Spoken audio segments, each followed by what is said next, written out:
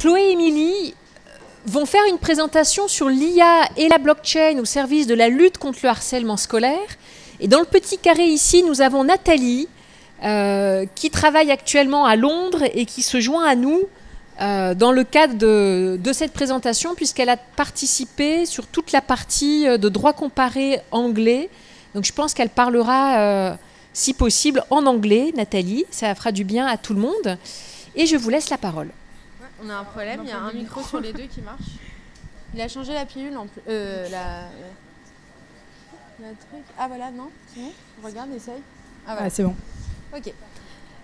Donc bonjour à tous. Donc moi c'est Chloé et là c'est Émilie. Donc nous on va vous parler. Donc là on l'a vu juste avant, la blockchain au service de la lutte contre le harcèlement.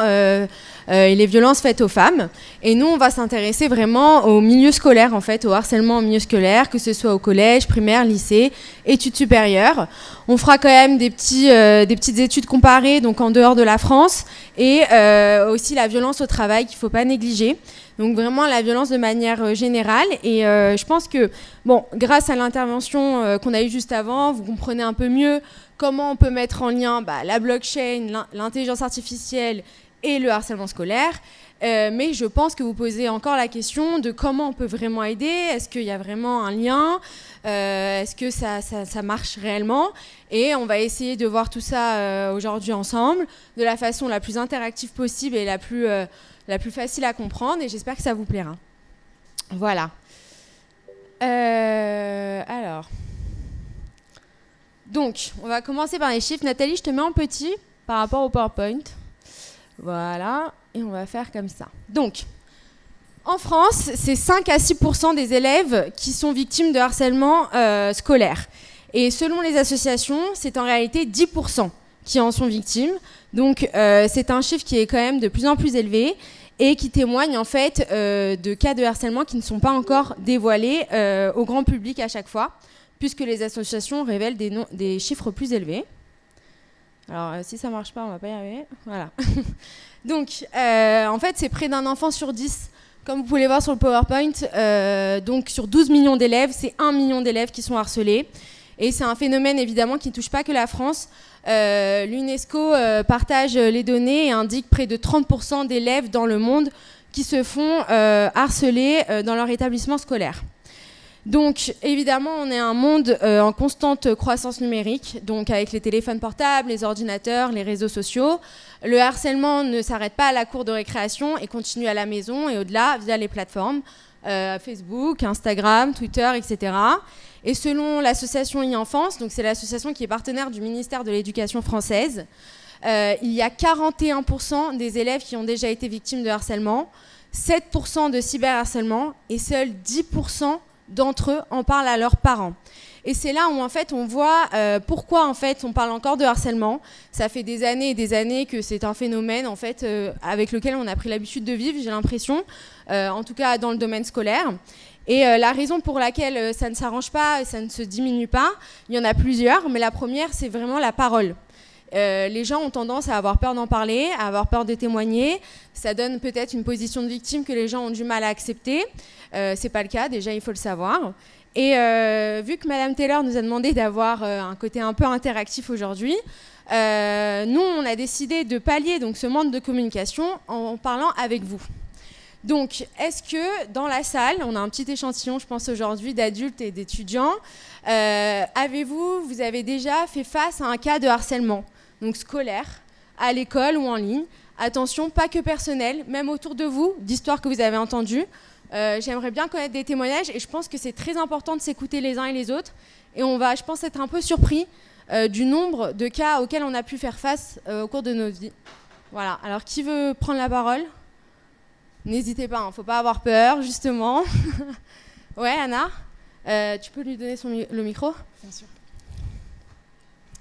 Merci. Alors, Anna est derrière vous, pour ceux qui sont devant. Rebonjour. Par conséquent, oui, je faisais des petits cours particuliers à une élève et au fil de l'année, j'ai vu que son comportement a changé. elle se renfermait de plus en plus et on a découvert avec sa maman qu'elle était victime de harcèlement à l'école et qui était assez violent parce que à 12 ans, ils ont déjà des téléphones. Donc ça c'était déjà au niveau, enfin elle arrivait à la maison et c'est vrai qu'elle avait cet harcèlement qui était constant, que ce soit à l'école ou à la maison. Donc c'est vrai, enfin on a vraiment essayé de travailler, d'aller voir les enseignants et même au niveau scolaire, c'est un petit peu difficile de parler de ça encore. Est-ce que vous avez pu retrouver les harceleurs? Est-ce qu'elle a pu témoigner? Oui, on a retrouvé les harceleurs, mais c'était un cas très délicat parce que c'était une élève d'un professeur. Donc ça a été très délicat de continuer à témoigner parce que la personne était protégée par son père. Donc on peut dire qu'il n'y a pas eu de punition finalement. Si, ou... Elle a été réprimandée, un avertissement, mais sans plus. Sans plus. Donc elle a changé d'établissement scolaire en milieu d'année, en fin d'année. Merci beaucoup Anna. Quelqu'un d'autre veut parler dans la salle? Je suis sûre qu'on a tous... Merci, super. Du coup, bonjour à vous déjà. Et du coup, oui, j'ai été témoin déjà, en y réfléchissant vraiment posément, au moins 2 ou 3 fois, de contexte, disons, de harcèlement, parce que ça ne s'inscrivait pas vraiment dans ce que vous décrivez, c'est-à-dire qu'il y avait tout le processus de victimisation, vraiment de mise à l'écart. C'était des personnes, j'ai toujours eu un tempérament assez sociable, donc j'étais plus ou moins l'ami entre guillemets de tout le monde, la connaissance de tout le monde. Et en parlant avec plusieurs amis que j'avais au collège, avec qui j'ai gardé contact après coup, on a réalisé ensemble, beaucoup plus tard d'ailleurs que le moment où ça s'est passé, que ces personnes-là avaient fait l'objet, alors d'un cas de harcèlement, va-t-on dire bénin, mais il y avait quand même, on réalise a posteriori, surtout ces personnes-là ont réalisé a posteriori qu'il y avait une démarche de mise à l'écart, une démarche vraiment de stigmatisation. Et ce qui m'a surtout choqué, c'est que chez ces deux personnes, deux très spécifiquement, une amie et un ami, il y a eu tout un contexte de renfermement sur soi, où la personne vraiment s'était mise dans une optique de phase, c'est-à-dire c'est une phase, ça va passer, voilà, je suis juste pas populaire, ou je suis juste pas ami avec machin. Et il y a une minimisation de la chose qui fait qu'en fait on a réalisé vraiment que à terme, vraiment à très long terme, que c'était un contexte de harcèlement, quoi. C'est très intéressant parce que c'est justement quelque chose qui revient souvent. On s'en rend pas compte parfois que c'est du harcèlement. On se dit que la mise à l'écart est normale ou est passagère ou c'est de notre faute parfois même. Et ça, évidemment, il ne faut pas le savoir. Je pense qu'on est tous un peu grands maintenant. On a pris conscience de certaines choses et on en parle de plus en plus. Mais c'est vrai que c'est bien de s'en rendre compte et pas souvent c'est dénoncé. D'ailleurs, je repose la même question qu'à Anna. Est-ce qu'il y a eu des suites envers les harceleurs au niveau de la direction de l'école ou des professeurs, etc. Alors très concrètement, le fait que la réalisation de ce harcèlement soit arrivée a posteriori a beaucoup complexifié les choses. Je sais que mon ami a eu la démarche de lui-même d'aller reprendre contact avec toutes les personnes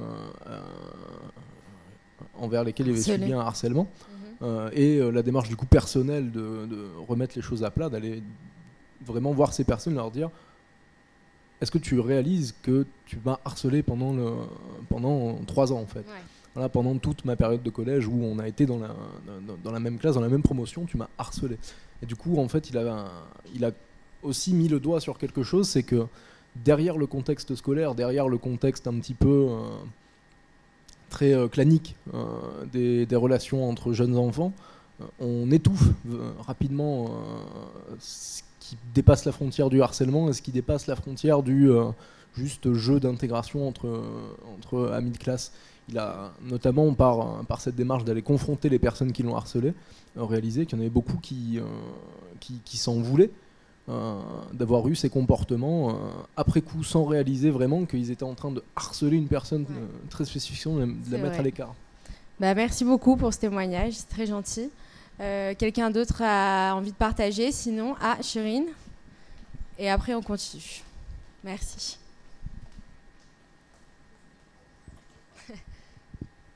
Alors moi, c'est ma petite sœur. Elle était jeune pompier volontaire. Et du coup, elle s'est fait harceler à la caserne. Donc au travail, harcèlement au travail. C'était une activité, on va dire, vu qu'elle était jeune sapeur-pompier volontaire. Mais vu que c'est un monde d'hommes, ça s'apparente au biseautage. Et du coup, la frontière, elle est très limite. Voilà. Et du coup, on l'a remarqué parce qu'elle était grande, donc elle nous l'a raconté. On lui a dit, mais non, mais là, en fait, c'est pas du biseautage, ça s'appelle du harcèlement. Donc voilà, mais ça, dans les mondes d'hommes, souvent... Ah oui, c'est très difficile. Et du coup, j'imagine que sur le moment, personne s'est senti coupable et c'est passé, elle n'en a pas parlé forcément. Et... Ça a été parce que la chef de caserne, c'était une femme. D'accord. Mais ma sœur, au final, elle a changé de caserne. Donc du coup... Comme l'élève qui a eu Anna, en fait, c'est la victime qui trouve une solution pour elle-même. Voilà. Au lieu de solutionner le problème chez les personnes directement. D'accord. Oui, Walid ? Le fait que ce soit la personne qui est harcelée qui doit trouver une solution elle-même. Très bien, si on essaie d'inverser les rôles et donc on imagine que ce sont les personnes qui ont harcelé qui doivent trouver une solution pour cette personne, je pense que ce serait quand même un climat global assez pesant, comme par exemple une personne qui est licenciée ne peut pas réintégrer l'entreprise, il s'est passé trop de choses, il y a des mots qui ont été dits, il y a des choses qui ont été pensées, il y a des ressentis, il y a des appréhensions de la personne qui sont tellement fortes qu'on ne peut pas juste dire à cette même personne ok, on va trouver une solution, on va faire quelque chose pour toi. Ça ne veut pas dire non plus que ce soit elles qui doivent tout supporter, pas du tout. Mais c'est pas pour autant qu'on doit... Mets le micro devant. À part pour dire aux autres de s'excuser du mal qui a été fait, je vois pas trop... Eh ben, de pas faire le mal. Commencez par là. Et oui, mais même si ça existe depuis des années, avant, il n'y avait pas de prévention comme maintenant, etc. Je pense qu'il y en a de plus en plus. Maintenant, on se rend un peu compte quand même des choses, des commentaires, de l'impact. Mais tu as vraiment raison dans ce que tu dis, dans le sens où une personne avec qui un climat a été complètement détérioré, ça va être extrêmement difficile de renouer des liens, etc., quand il y a eu ce système d'infériorité. Mais par contre... c'est pas à la personne de partir d'elle-même sans compensation, sans rien. À ce moment-là, il faut qu'elle soit dédommagée pour ce qu'elle a vécu. Et c'est là où on avait des problèmes, et on va en parler justement juste après, surtout l'arsenal juridique, puisqu'on reste quand même en faculté de droit. Et ensuite, on verra comment la blockchain et l'intelligence artificielle peuvent aider. Et Mélanie, tu as quelque chose à dire ?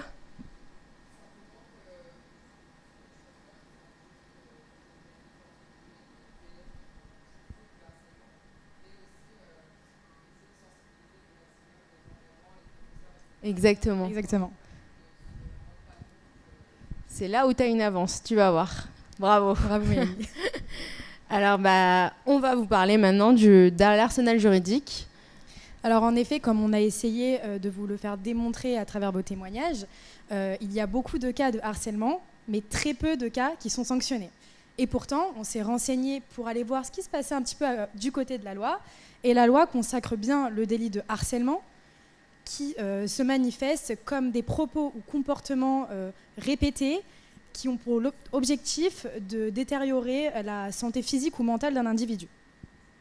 Concernant le cas plus spécifique du harcèlement scolaire, ce n'est que très récemment, par la loi du 2 mars 2022, que le législateur est venu instaurer le délit de harcèlement scolaire. Ce délit de harcèlement scolaire, donc, est spécifiquement dans un établissement scolaire envers un étudiant, qu'il soit effectué de la part d'un étudiant ou bien du personnel de cet établissement scolaire.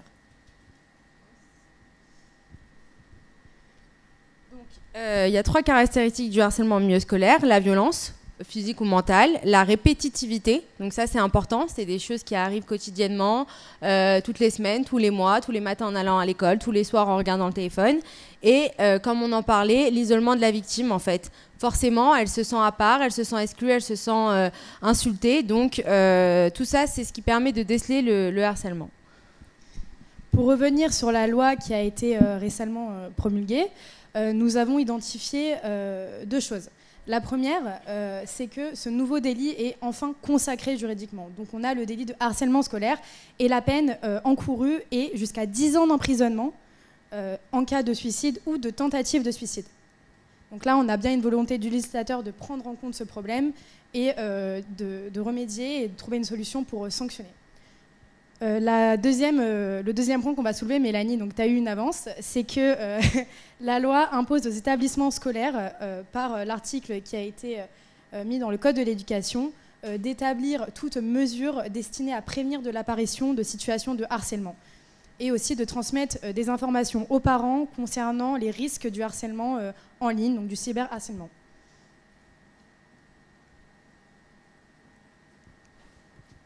Donc le cyberharcèlement est une forme de harcèlement qui se passe sur Internet en fait. Comme on a pu le voir, on est dans l'ère du numérique, on est dans l'ère du digital.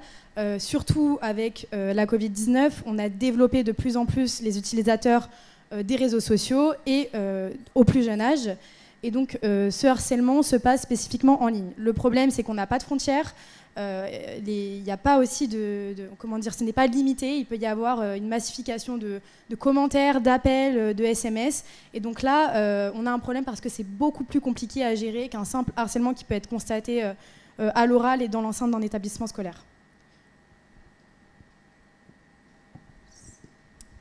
Et pour illustrer ça, on a pris l'exemple de l'affaire Mila qui a été très médiatisée. Vous en avez entendu parler ou pas du tout ? Voilà, donc pour résumer, elle a tenu des propos injurieux envers la religion islamique sur une vidéo. Et en réponse à ces propos, on a une communauté d'internautes qui est venue l'insulter, la menacer de mort, la menacer de viol. Il y a eu plus de 500 000 commentaires, je crois, 50 000 commentaires, pardon. Et sur toutes ces personnes qui sont venues donc la harceler, on a seulement 11 personnes qui ont été sanctionnées. Donc, merci Émilie. Donc voilà, justement, c'est ce qu'on dit. En fait, sur 50 000 commentaires, je ne sais pas si vous imaginez, déjà quand vous avez un commentaire négatif sur une photo publiée sur Instagram, ça touche un peu, ça fait mal à l'ego. Imaginez quand c'est 50 000 messages, nuit et jour, pendant des semaines et des mois. Alors, il faut réaliser donc, que sur ces 50 000 messages, il y a dû avoir des milliers d'utilisateurs. 11 personnes seulement ont été condamnées, car retrouvées. Donc pourquoi on a du mal à les retrouver? Première chose, parce qu'il faut retrouver l'identification de la personne. Et c'est là où les réseaux sociaux sont dangereux, c'est qu'il y a une forte anonymisation, de moins en moins. Maintenant, on peut retrouver avec les adresses IP, etc. Mais c'est compliqué de trouver la réelle identité de l'utilisateur. Donc les réseaux sociaux commencent un peu à évoluer leurs conditions générales d'utilisation, avec nom, prénom, téléphone, adresse mail, parfois même pièce d'identité. Et c'est une bonne chose parce que justement, ça empêche ce voile de l'anonymat qui en fait permet beaucoup de choses qu'on ne se permettrait pas dans la vraie vie. Et c'est là où en fait c'est beaucoup plus impactant un cyberharcèlement qu'un harcèlement normal. Donc pour ça, on peut après faire appel à des particuliers pour retrouver l'identité, mais évidemment ça coûte cher, ça prend du temps et c'est des démarches que forcément on n'a pas tout le temps envie de faire. Donc, c'est là où intervient la blockchain et l'intelligence artificielle, justement. Vu qu'on passe donc sur l'ère du numérique, forcément, on doit trouver un moyen de contrer cet harcèlement. Et donc, par deux moyens, la blockchain. Donc oui, comme vous avez pu le voir tout au long de cette journée, la blockchain est ça constitue une base de données qui contient l'historique de tous les échanges effectués entre les utilisateurs. Et donc cette base de données est sécurisée et distribuée. Elle est partagée entre tous les utilisateurs et toutes les données inscrites sur une blockchain ne peuvent être effacées en fait. Elles sont indélébiles, on les inscrit, on ne peut plus les sortir, donc aucun moyen d'effacer la preuve, aucun moyen d'effacer ce qui a été entré dedans. Donc voilà, ça c'est le premier moyen qu'on a imaginé pour lutter contre le harcèlement scolaire. Et surtout, ça permet de valider la preuve en fait, de vérifier son authenticité. Et deuxièmement, l'intelligence artificielle, pour la définir, même si je pense que tout le monde connaît à peu près ce terme, c'est vraiment des algorithmes en fait, une utilisation d'algorithmes qui sont là pour représenter en fait et agir comme des êtres humains que nous sommes. Donc voilà, c'est au service de l'être humain, hein, c'est vraiment dans le but de s'aider. Et donc là, on va vous parler d'un cas concret, c'est CRIP. Alors, CRIP, c'est une intelligence artificielle qui est élaborée par deux chercheurs, dont donc Elena Cabrillo, qui est d'ailleurs maître de conférence à l'université Nice-Côte d'Azur, de ce qu'on a vu sur les profils LinkedIn, et Serena Vigliata. Donc on peut être très fiers puisque ça se passe à Nice. Donc qu'est-ce que c'est ? C'est une intelligence artificielle qui est élaborée, d'ailleurs qui a été élaborée en secret au laboratoire de Sophia Antipolis, donc tout proche d'ici. D'ailleurs, pour ceux qui seront au Master de droit bancaire et FinTech l'année prochaine, vous aurez peut-être la chance d'aller à la maison de l'intelligence artificielle, à Sophia Antipolis justement. Et donc, elles sont en train de créer une intelligence artificielle depuis 3 ans, qui a pour but, en fait, de détecter tous les messages de cyberharcèlement. Comment eh bien, elle va nous l'expliquer, Émilie, justement. Alors, en effet, l'application CRIP vient détecter les messages de cyberharcèlement, mais pas seulement. C'est-à-dire que là, l'application, l'intelligence artificielle du moins, vient étudier le langage spécifique des réseaux sociaux. Puisque maintenant, les formes de violence, si on s'en tient à un langage purement académique, on peut voir qu'elles ne sont pas forcément détectées. Donc là, c'est vraiment une intelligence artificielle qui va venir analyser ce langage pour pouvoir prévenir de toute forme de violence, et surtout avec les langages actuels utilisés par les internautes plus jeunes, etc. Les anagrammes, les abréviations, etc.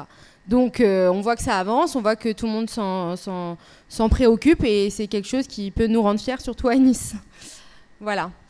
Au Japon également, ceux qui connaissent un peu de culture générale sur le pays, vous n'êtes pas sans savoir que là-bas, le milieu scolaire est très compliqué. Il y a beaucoup, c'est la course à la concurrence, la course à la réussite. L'école là-bas est au cœur de la vie de tous les enfants japonais. Et du coup, forcément, il y a beaucoup de cas de cyberviolence et même d'harcèlement scolaire dans le cadre du milieu scolaire.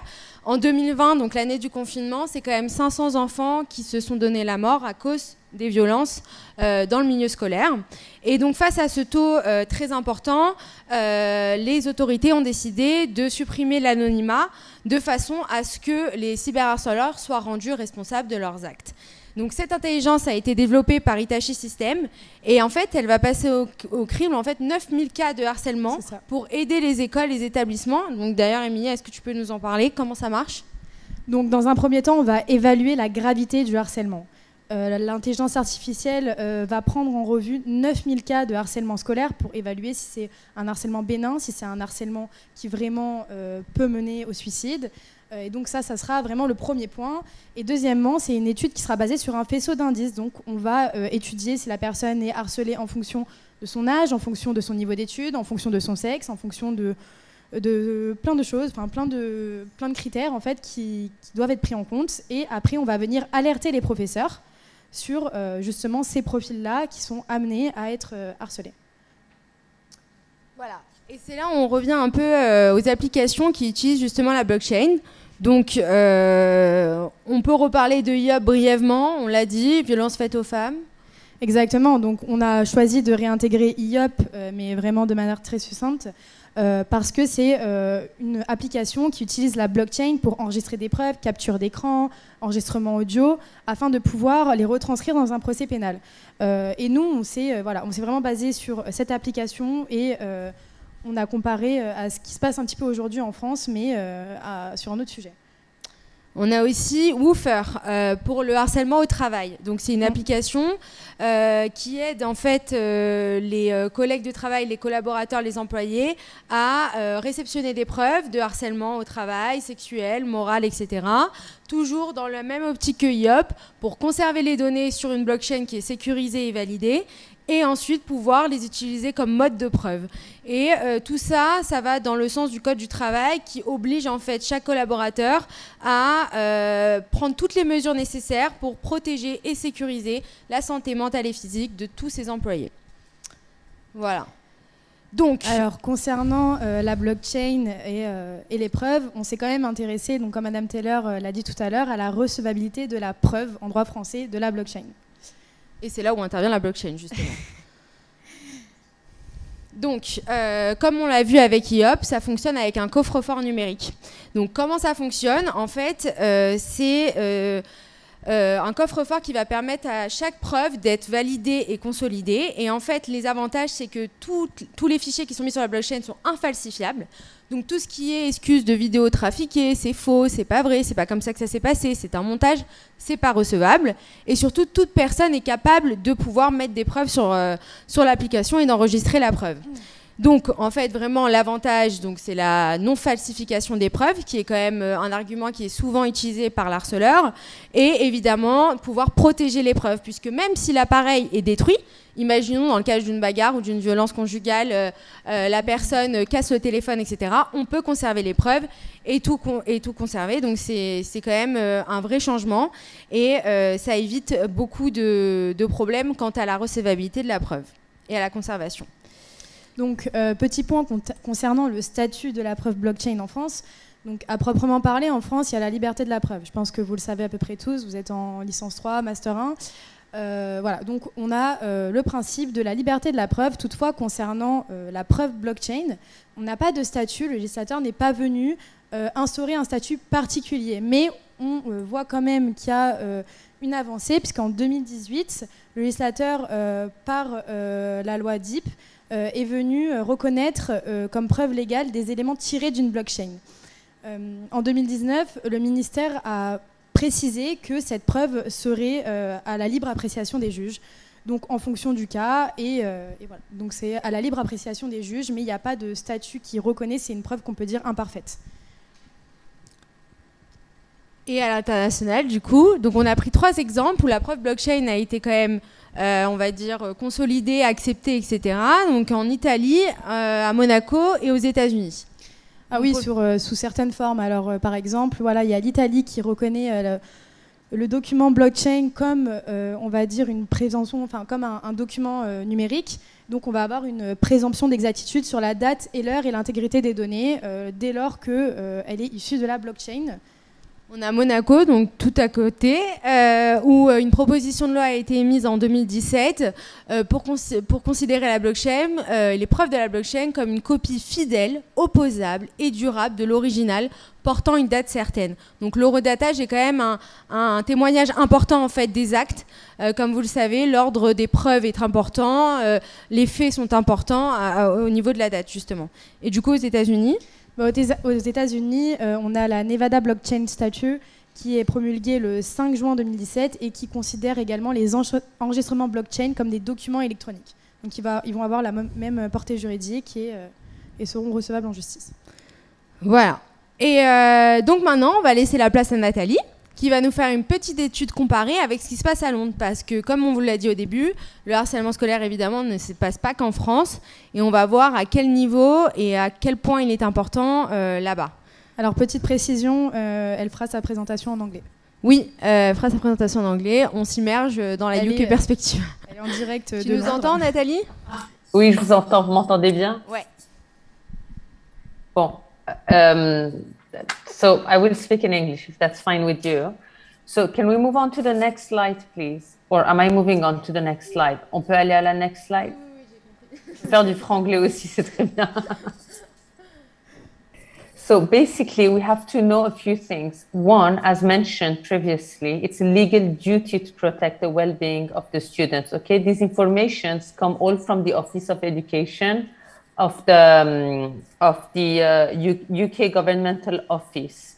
So basically, the Office of Education says what? That 17% of teenagers, they were bullied, about 17% of them. 1 out of 3 teenagers and 1 out of 10 in persistent bullying. So that's when it's more than 6 months and it's ongoing, right? So girls are more, boys bully more than girls. So usually about 2 out of 3 are boys that bully girls. And the Advisory Conciliation and Arbitration Service, so basically it's a helpline that they call when there's a problem. They get about 20,000 calls per year. Instagram, we were talking about it, cyberbullying is the most common platform in terms of bullying. The British Council also in the UK has created a whole platform for children and teenagers to use in case of cyberbullying. And also it's an educational platform also that I will send you the link later on. And it's the link of the British Council for cyberbullying. So basically there are different types of bullying. It's just bullying is just not like saying something bad, but you can harass someone. So keep on sending offensive, rude, insulting messages to someone, texting someone. You can humiliate people, post bad things about them online, etc. You can denigrate, so as like the French term, so send information about another person on social networks, sharing photos, or videos. We had the famous case, but that wasn't bullying, of Paris Hilton or Kardashian or whatever, like sharing videos and photos. That's a type of bullying as well, of course. Flaming, which is also, again, once more, offensive language used. Impersonation, so when you go on and hack someone's social website or email. And then outing and trickery, so that's when you're sharing personal information or you trick someone.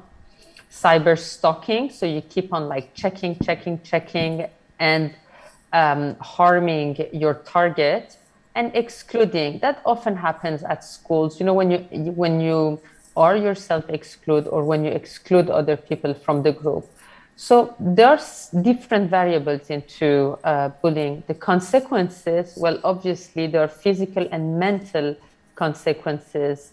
Obviously, depression, low self-esteem. Imagine if someone keeps on telling you that you're bad, you're stupid, you're dumb, etc. So that brings your self-esteem low. You become anxious. Some people commit suicide, eating disorders. A lot of people in the UK have eating disorders, as in having anorexia or bulimia. Physical symptoms can be headaches, migraines, tummy aches, bruises when people hit you, lack of sleep, bedwetting. So some teenagers could, bedwet at an advanced age. Obviously, you may not want to go back to school. You may harm yourself. And also long-term consequences. So in all cases, it's all negative and impacting children. So moving on to the next slide, there are some solutions using blockchain and AI that are being used in our day-to-day. So basically, we may have heard already of the Internet of Things. So Internet of Things describes physical objects. So physical objects could be like a Fitbit, those watches, Fitbits, like they have sensors on them. So when you put them, they get your blood pressure, etc. So sensors, processing ability software, and other technologies that connect. So my Fitbit will connect to my phone literally and exchange data, right? So that's Internet of Things, right?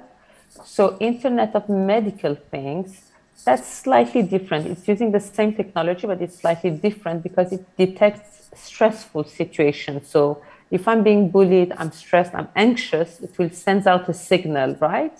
So moving on to the next slide. Okay, in detail, what it is basically. So you've got your device. I'm taking this Fitbit watch as an example. You've got your device here, right? It's collecting data. As you can see, I walked 10 steps today, that's it. So it collects all the information and then it transports the information onto your mobile phone. That's where data analytics comes into place. So AI, artificial intelligence coupled with blockchain, and then it will turn out the data value. So processes, actionable intelligence, so turning these data into human values. So smart applications, as we all have on our cell phone, the smart applications, right? So we're here. That's Internet of Things. So basically, just as a stop here, Internet of Medical Things would use some sensors. We don't have to put them here. We could just put them on our wrist or somewhere else. That would detect any stressful situation that teenagers, children would feel at school, and then parents, headmasters, teachers could be aware. So it's like raping, for instance. The children may not want to talk about it, right? They may be shy about it, but that device will send out the signal. So the child or the teenager won't have to actually go and talk about it. to his or her parents or the headmaster, but they will get a notification and they will be able to enforce action into stopping the bullying. So I don't know, it's up to you. We may want to watch the video. It's a 4 minutes video. Are we ready? Well, 5 minutes. 红色是表示你的专注力显示的很高。 Teachers at this primary school in China 蓝色是走神了。 know exactly when someone isn't paying attention. 白色就是你可能跟网络还没有连接好。 These headbands measure each student's level of concentration. The information is then directly sent to the teacher's computer and to parents. China has big plans to become a global leader in artificial intelligence. It has enabled a cashless economy where people make purchases with their faces. A giant network of surveillance cameras with facial recognition helps police monitor citizens. Meanwhile, some schools offer glimpses of what the future of high-tech education in the country might look like. 做出选择吧 Good job. Classrooms have robots that analyze students' health and engagement levels. Students wear uniforms with chips that track their locations. There are even surveillance cameras that monitor how often students check their phones or yawn during classes. These gadgets have alarmed Chinese netizens. But schools say it wasn't hard for them getting parental consent to enroll kids into what is one of the world's largest experiments in AI education. A program that's supposed to boost students' grades while also feeding powerful algorithms. 为了就是国家的这个研究呀、发展呀，我觉得是没有问题的。 The government has poured billions of dollars into the project, bringing together tech giants, startups, and schools. We got exclusive access to a primary school a few hours outside of Shanghai. 同学们早上好。 To see firsthand how AI tech is being used in the classroom. For this 5th grade class, the day begins with putting on a brainwave sensing gadget. Students then practice meditating. 现在想象我们眉心有一点柔和的光芒绽放。 The device is made in China and has 3 electrodes, 2 behind the ears and 1 on the forehead. These sensors pick up electrical signals sent by neurons in the brain. The neural data is then sent in real time to the teacher's computer. So while students are solving math problems, a teacher can quickly find out. Right, so it was just showing you how it works and how they're actually using the Internet of Things, Internet of Medical Things in China. So they are using it in the sector of education. However, like I believe a lot of things in China, so switching back into French, c'est quelque chose qu'ils utilisent, donc c'est cette device en Chine. Cependant, on peut voir que pour dénoncer le harcèlement sexuel, la censure à Pékin protège certains hommes accusés d'agression sexuelle en supprimant les posts des plaignantes sur Internet. Donc, les étudiants chinois veulent pouvoir dénoncer les harcèlements sexuels dans leur université, mais depuis, le gouvernement a fait supprimer de nombreux posts relatifs à ces harcèlements sur les réseaux chinois. Alors, pour contrer la censure, des étudiants de l'université de Pékin ont écrit une pétition directement sur la blockchain de l'Ethereum, base de données jugée inviolable, puisque ces serveurs sont dispatchés dans le monde entier. Donc, d'un côté, on a toutes ces technologies qui sont mises en place dans le secteur de l'éducation. De l'autre côté, le gouvernement, quand même, a un impact assez fort et ne permet peut-être pas le développement total de cette technologie, en tout cas, pour stopper le harcèlement. Donc, voilà, on peut dire que c'est une technologie qui est en cours de développement, qui est déjà utilisée et qui pourrait très bien être utilisée dans le cadre du harcèlement. Voilà. Merci pour votre attention. Merci beaucoup. Nathalie. Merci à mes collaboratrices qui sont sur place. C'est très intéressant. Donc, comme vous pouvez le voir, le harcèlement scolaire dépasse évidemment les frontières. Et d'ailleurs, si vous voulez et souhaitez aller plus loin, sachez que chaque premier jeudi du mois de novembre, il y a une journée de lutte contre le harcèlement scolaire. Si vous voulez participer, apporter des témoignages ou aider les élèves ou les étudiants dans la faculté de Nice ou dans les écoles, vous pouvez. Voilà, en tout cas, merci à tous d'avoir eu de l'attention pour notre exposé, d'avoir participé pour ceux qui l'ont fait et qui ont témoigné. Et voilà, est-ce que vous avez d'autres questions maintenant qu'on a un peu plus vu en profondeur les cas de harcèlement? Si quelqu'un veut rajouter quelque chose qu'on aurait omis. Oui.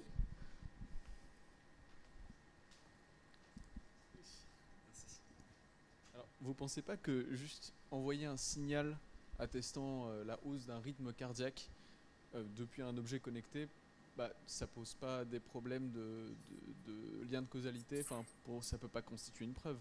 On est d'accord? Non, totalement. Mais justement, c'est le parallèle qu'elle voulait faire, c'est qu'en Chine, les étudiants, toute la journée, ont affaire aux outils électroniques et numériques, etc., pour l'école. Et en fait, toutes les données sont utilisées, sont cultivées. Donc, les cyberharcèlements sont extrêmement fréquents. On a donné le cas du Japon en profondeur, mais la Chine y est étroitement liée. Et c'est pour ça que là-bas, l'anonymat va être de plus en plus interdit et supprimé, justement.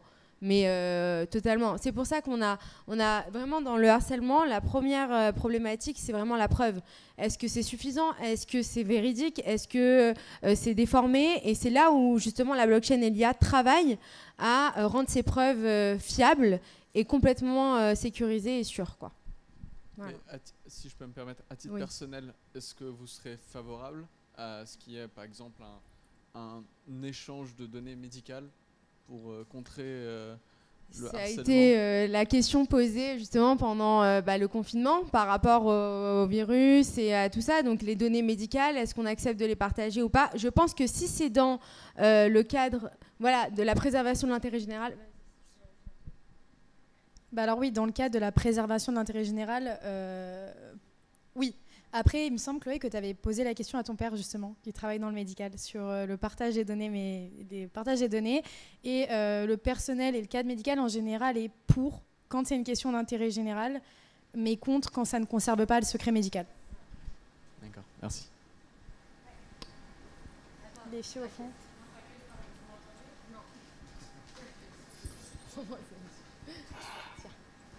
Merci, Chérine. Non, je voulais juste savoir, les filles, toutes les trois, ce que vous pensez de la vidéo qu'on a vue en Chine. Et dans le cadre de votre projet, est-ce que, pour ou contre, du coup, est-ce que ça peut plutôt aider ou... Alors, je pense que la Chine, ils sont Anna quand même... Et du coup, qu'est-ce que vous pensez aussi niveau propriété intellectuelle et niveau vie privée? Ouais. Alors moi, je voulais vous demander, quand vous dites que la preuve sur la blockchain, elle est infalsifiable, est-ce qu'elle est infalsifiable une fois qu'elle est déposée, ou est-ce qu'on peut déposer une preuve falsifiée et que du coup le truc se retourne en fait contre le projet initial de créer des preuves infalsifiables? On va peut-être répondre dans l'ordre. Alors Chérine, pour répondre à ta question, moi à titre personnel, pour la Chine, je trouve que c'est quand même un extrême. C'est quand même un extrême. Après, forcément, on est dans le pays qui développe toutes ces technologies et on est très très loin d'avoir ça en France, puisque rien que notre législation de jour en jour évolue sur la blockchain. Mais c'était intéressant de voir justement un cas où un pays, lui, se montre complètement favorable et d'un point de vue extrême. Mais là, pour moi, en France, ça me paraît complètement démesuré, que des enfants aient toute la journée des casques sur la tête pour mesurer leur moindre émotion. Et là, on part dans un monde complètement matériel. Et pour moi, c'est inenvisageable aujourd'hui en France. Chloé, je ne sais pas ce que tu en penses, toi. Comme j'ai dit tout à l'heure, pour moi, l'intelligence artificielle, elle est au service de l'être humain. Elle le remplacera jamais et elle sera jamais une concurrente. Il faut toujours allier les deux et justement dans la juste mesure pour ne pas laisser la place au robot plus qu'à l'humain. Après, c'est pour ça justement qu'au Japon et en Chine, où l'électronique est prééminent, que nous avons toutes ces problématiques de cyberharcèlement et de problèmes. Maintenant, c'est pas parce qu'en France il y en a moins qu'on est moins exposé à ce problème. Par contre, c'est vrai que c'est quelque chose qui peut, justement au titre de la propriété intellectuelle, etc., de la vie privée, poser énormément de problèmes. Et justement, les étudiants japonais, chinois sont beaucoup exposés à leurs émotions et à ce qu'ils vivent au quotidien au niveau du travail, de leur temps de travail, de leur temps de sommeil, etc. Donc évidemment qu'on n'est pas pour et qu'on montre justement les dérives et à quel point ça peut aider de protéger ça. Et donc, pour revenir à la deuxième question, donc sur la blockchain et la falsification des données, comme on l'a dit, c'est quand même des technologies qui sont encore jeunes. Elles l'étaient en 2014, elles ne le sont plus forcément en 2022, mais elles continuent à être travaillées. Comme on l'a dit, on n'a pas eu encore de cas où la blockchain a permis de démontrer qu'une preuve avait été falsifiée. Par contre, il me semble qu'en fait, la blockchain permet d'attester de l'heure, de la date et du lieu de la preuve. C'est surtout ça, l'horodatage en fait. Et c'est ça qui compte, puisque si demain vous prétendez être victime d'harcèlement ou de violence, si vous montrez une preuve d'un coup de poing que vous avez reçu par inadvertance avec un ballon de football il y a 4 ans et que vous dites que c'est votre conjoint 4 ans plus tard, ça pose problème. Là, au moins, ça témoigne de l'heure et en fait de tout ce qu'il y a. C'est le faisceau d'indices qui prend en compte. C'est-à-dire, j'étais à tel endroit, à mon domicile, avec telle personne, voilà la preuve. Et c'est ça que la blockchain permet de consacrer. C'est là où c'est important. Et peut-être, et je vous le souhaite, de ne jamais avoir à faire ça, face à ça, mais c'est très dur de rapporter les preuves, de les avoir, de les conserver et de démontrer qu'elles sont vraies. C'est pour ça que la blockchain est au service de la lutte contre le harcèlement. Oui, Anna ? Moi, je rebondis juste au niveau asiatique, c'est juste à titre informatique. Il faut savoir qu'il y a énormément de séries contre le harcèlement un petit peu de partout dans le monde, mais au niveau asiatique, c'est particulièrement présent. On va sur Internet et on recherche, on a des centaines de recherches sur des séries pour sensibiliser. C'est tellement présent que c'est vraiment un sujet qui est présent chez eux et c'est très important de le savoir. Et du coup, ma petite question, ça n'a pas à voir avec ça, mais plutôt au niveau de la loi. Vous en avez parlé, qui est récente. Est-ce que vous pensez qu'elle peut s'appliquer à tous ? Quand on parle des mineurs, on dit 10 ans d'emprisonnement. Comment elle va se mettre en place ? C'est une très très bonne question. Déjà, merci d'avoir souligné ça, puisque c'est vrai, on a parlé des cas de suicide malheureusement, mais c'est tellement prééminent et tellement affligeant qu'on en parle beaucoup. Alors pour la loi, justement, c'est pour ça que c'était très intéressant pour nous de faire cette intervention aujourd'hui, puisque la loi est sortie qu'en mars 2022. Hein ? On a Monaco aussi qui récemment a légiféré sur le harcèlement scolaire, puisqu'ils ont une tendance à suivre de toute façon les tendances européennes. Et donc c'était intéressant et ça s'inscrivait dans le cadre de notre exposé. Maintenant... justement, le but était de démontrer que la loi, au final, c'est bien, elle est là, mais elle ne peut pas résoudre tous les cas de harcèlement et en fait, elle ne résout pas le problème de fond. Et si en amont, on arrive à maîtriser certaines données, si on arrive à détecter des infractions sur Internet sans passer, surtout pour des enfants de 10 ans ou des enfants qui n'ont pas forcément la conscience de leur acte, ou du moins qui l'auront, comme tu l'as exprimé tout à l'heure, qui vont s'excuser, qui vont dire qu'ils regrettent parce qu'ils sont en effet de groupe. Et donc, il y a beaucoup de circonstances et c'est sûr que... je pense qu'on va pas... de toute façon, c'est le parent qui ira... un enfant de 10 ans, s'il est emprisonné, ce ne sera pas l'enfant de 10 ans qui sera en prison. Donc c'est pour ça que nous, on a pensé à ces outils parce que pour nous, la réponse au harcèlement, c'est pas forcément la loi et c'est pas forcément les peines d'emprisonnement parce qu'un enfant de 10 ans, je pense pas qu'il va arriver à l'école en se disant il faut pas que je dise à un tel qu'il est moche parce que sinon je vais aller en prison pendant 10 ans s'il se suicide. Donc c'est vraiment pour ça qu'on a choisi de trouver d'autres moyens en fait pour maîtriser ce qu'il y a en amont du harcèlement et pour un petit peu prévenir.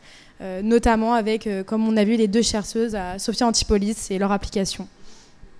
Et c'est d'ailleurs, vous le verrez, pour ceux qui ne sont pas encore dans le Master 2, c'est ce qu'on va étudier toute l'année en fait en Master 2 droit bancaire et FinTech. C'est que l'IA aide pour tout, en fait, dans les matières de finance, dans les matières de droit. Elle est au service de tout et notamment, justement, elle est au service maintenant du harcèlement qui se fait en ligne. Et juste pour compléter ce qu'a dit Émilie par rapport aux peines d'emprisonnement, la loi, elle est là pour dissuader. Quand il n'y a pas de règles, quand il n'y a pas de punition, forcément, on n'a pas peur. Si on vous dit de griller un feu rouge et que vous n'aurez rien, je pense que vous le ferez. Là, vous savez que c'est quelques points sur le permis en moins, donc vous êtes dissuadé. Et avant, c'est quand même fou, puisque ça fait des années, des dizaines d'années, je pense qu'on peut compter ça comme ça, que le harcèlement scolaire existe et on le sait. Et ça fait que 2 mois que que le délit a été qualifié de harcèlement scolaire. Donc je pense qu'on aura quand même du changement, je l'espère, mais comme tout, il faut plus que de la justice et la loi. Voilà. Et c'est ce qu'on apprend, nous, en tant que juristes et avocats, je pense. Voilà. Merci à tous, en tout cas. J'espère que ça vous a plu. Et merci de votre attention.